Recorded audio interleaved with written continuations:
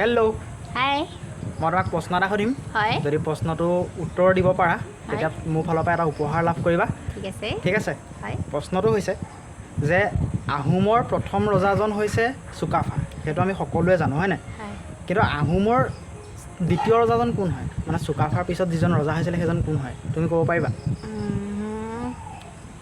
আহোমসকলৰ দ্বিতীয় ৰজা আছিলে কোন আছিলে কোৱা পাঁচলৈকে গাম যদি তুমি অকণমান টাইম দিব লাগিব বাৰু দহলৈকে গাই দিম ঠিক আছে ঠিক আছে দহৰ ভিতৰত মানে 10 ছেকেণ্ডৰ ভিতৰত তুমি এনচাৰটো দিব পাৰিব লাগিব হ'ব 1 2 3 4 5 6 7 8 9 10 তোমাৰ টাইম শেষ তোমাৰ চান্স গ'ল ঠিক আছে এতিয়া এনচাৰটো ক'ব লাগিব নেকি ঠিক আছে মই এনচাৰটো কৈ দিছোঁ আহোমৰ প্ৰথমজন চুকাফা আৰু দ্বিতীয় ৰজাজন কোন জানানে দ্বিতীয়জন হৈছে চুতেওফা মানে তেখেতৰ পুত্ৰ চুকাফাৰ পুতেক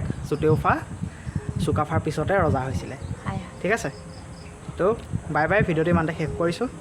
তুমি উপহাৰ আজি নাপালা কিন্তু নেক্সট পাবা ঠিক আছে বাই বাই